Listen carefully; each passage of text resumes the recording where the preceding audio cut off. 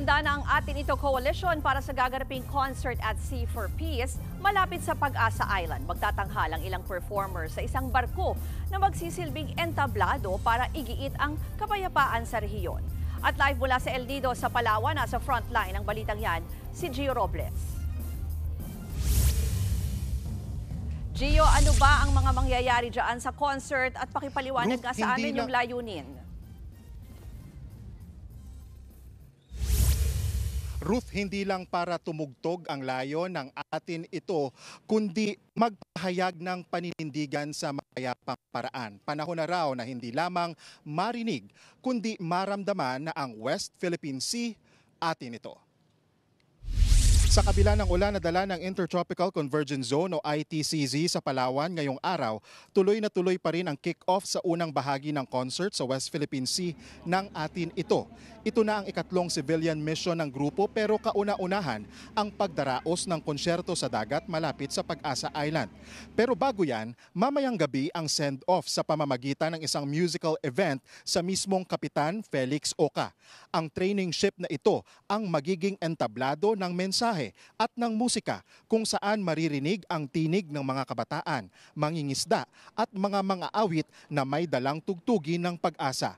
May mga bandila ng iba't ibang bansa na bahagi ng Peace and Solidarity Concert na nakapalibot sa barko, kabilang ang watawat ng China. Ilan sa mga magtatanghal mamaya sina Noel Cabangon, Ebe Dancel at P-pop group na Horizon. Present din mga international artists na nagpakita ng suporta mula sa Japan, Indonesia, Malaysia at South Korea. Ayon sa Atin Ito, magiging bahagi rin ng send-off ang mga mangingisda mula dito mismo sa El Nido. Matapos ang unang musical show mamaya, maglalayag na ang barko patungo sa general vicinity ng Pag-asa Island sa Kalayaan Island Group o KIG para sa main concert sa Miyerkules. Ruth, gaya sa nakagawian kaligtasan, ang prioridad ng ikatlong civilian mission ng Atin Ito. Inaasahan ang mga hamon mula sa China gaya ng mga radio challenge na habang nasa biyahe ngunit igniit ng Atin Ito o ng mga organizers na ipagpapatuloy ang misyon at hindi magpapatinag. Magbabago lang ang ruta kung may makikitang banta at pagharang mula sa mga barko ng China. Ruth.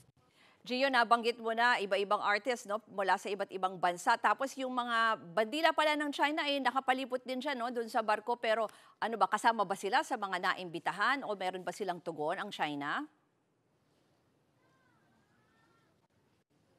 Ayon kay Rafael David, ang co-convener ng Atin Ito, ay nagpadala rin sila ng imbitasyon sa Chinese Embassy. Tanda raw ito ng goodwill at para ipakita na dapat kasama ang China sa pagsisiguro ng kapayapaan sa rehiyon.